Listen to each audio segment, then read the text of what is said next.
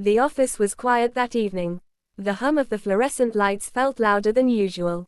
I was the last one left, stacking papers, clearing desks.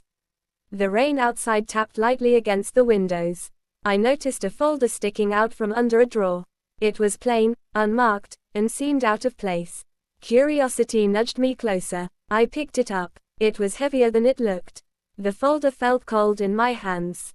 I opened it carefully. Inside were sheets of paper, covered in notes and photographs. Names, dates, locations. All written neatly, almost obsessively. A photograph slipped from the stack. I caught it just in time. It was of me, taken last week, from a street I walked every day. My stomach twisted. The air in the office suddenly felt thick. I could hear the rain louder now. Each drop sounded like a heartbeat in my ears. I flipped through more pages, each one more detailed than the last. Strangers, people I did not know, all described as if someone was tracking them. And then more photographs, of me, every photograph taken without my knowledge.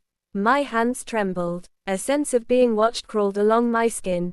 The office felt smaller. The shadows seemed longer, stretching from corners and under desks. I noticed a note at the end of the file.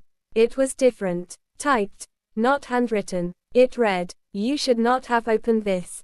Leave it. Forget it. You cannot undo what you now know." I dropped the folder. It landed with a heavy thud. The sound echoed in the empty office. My chest tightened. My pulse raced. Then my computer screen flickered. For a moment, it showed a single line of text. "Why are you looking at yourself?"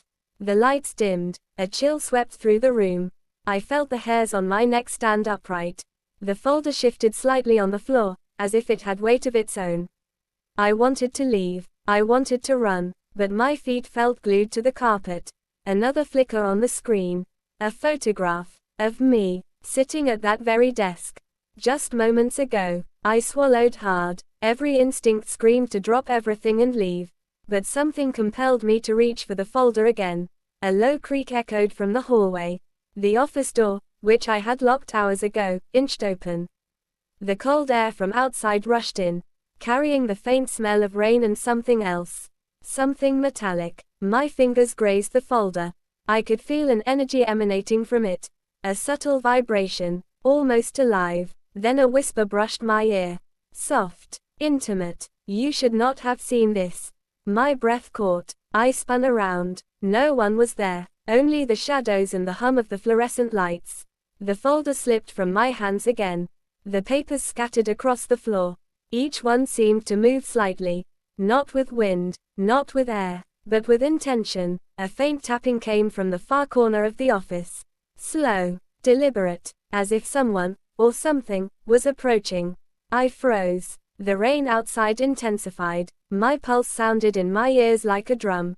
The lights flickered again, and then I saw movement.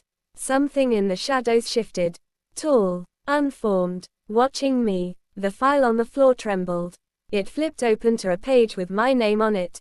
In bold letters, with a date. Today. My heart skipped a beat.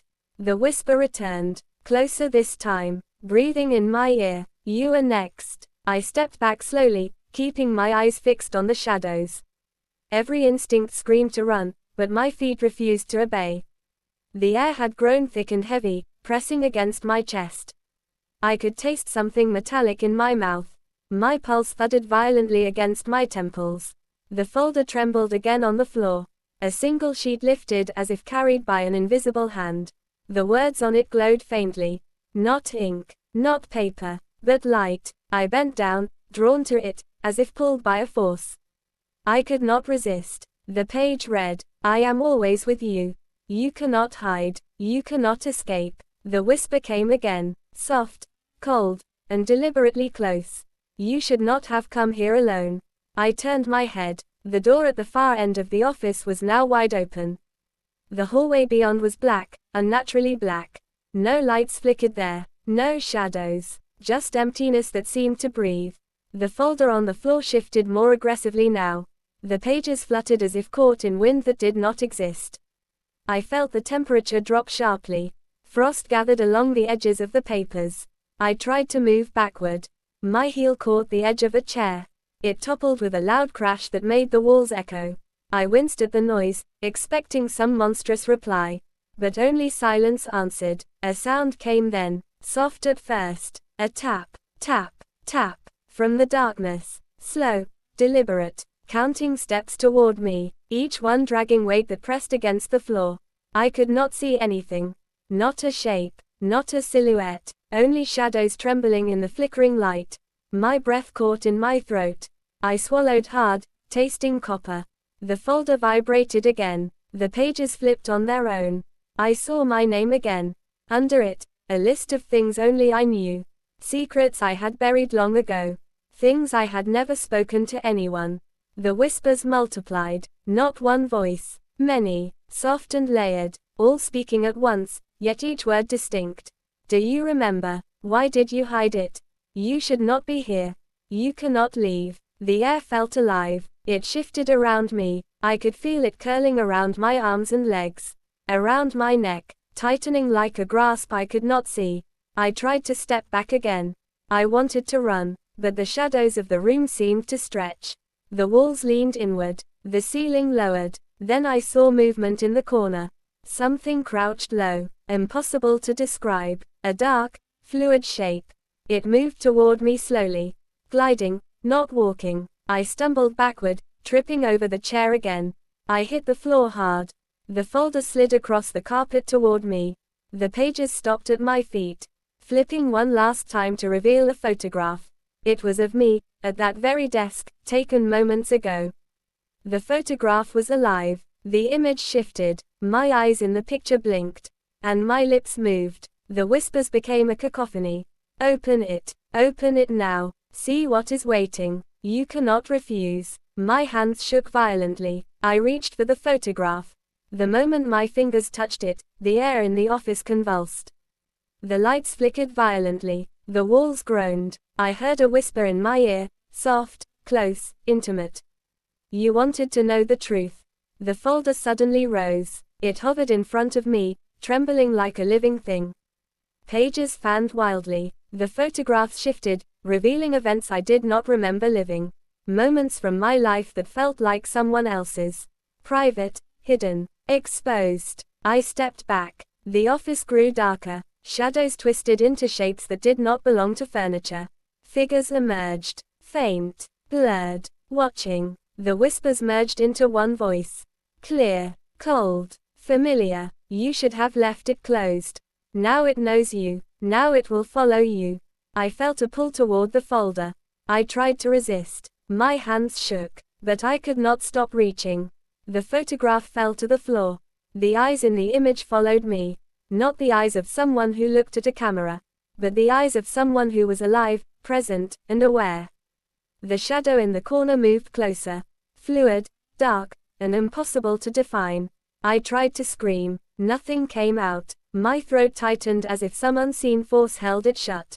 The folder finally flipped open fully in front of me. A single sheet glowed brighter than all the others. The words burned into my vision.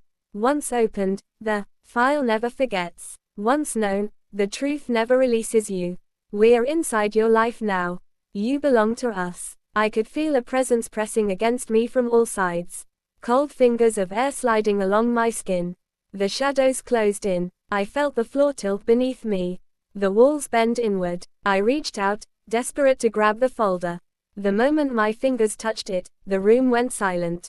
Absolute silence. No hum, no flicker, no sound of rain. Then a single, sharp whisper. You opened it. Now you will see everything.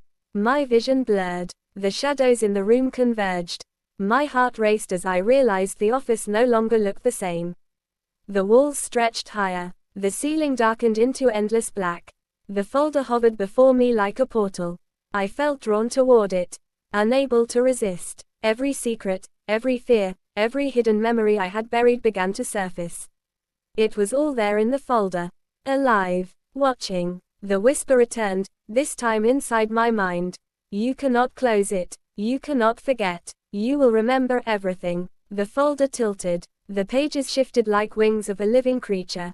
And then, a shadow rose from inside it.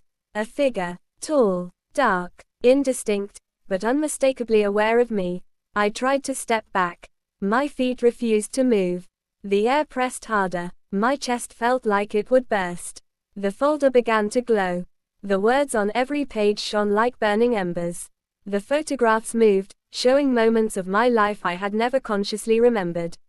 And then, the figure spoke. You wanted to see. Now you will live it. Forever. The folder hovered before me, pages fluttering like wings. The shadow figure loomed within its glow, watching, waiting. I took a deep breath, feeling the cold press of the air around me. My mind raced, but I forced myself to remain calm. I had to face this. You are not me, I said, my voice steady, though my body trembled. You are not controlling my life. I decide what I remember, what I carry, and what I let go. The figure shifted slightly. The pages of the folder slowed their movement. The glow softened, dimming to a pale light. You think it is that simple, the whisper came, distant now. Once known, the truth cannot leave you. I nodded. I know what I have seen. I know what I have felt. And I choose to live, not hide. The folder shivered, then dropped gently to the floor. The shadow dissolved, leaving only the faintest shimmer in the air. The office lights returned to their normal hum. The temperature rose. The silence was peaceful this time, not oppressive. I bent down and picked up the folder. The pages no longer glowed. The photographs were ordinary. The words on the sheets were now nothing more than scribbles and old notes. I placed the folder back in the drawer. Carefully, closed it, locked it. For the first time in hours, I breathed fully. The fear that had gripped me began to ease. The whispers were gone. The shadows had returned to their normal shapes. I walked to the window. The rain had stopped. A faint light of the early morning sun spilled across the city streets.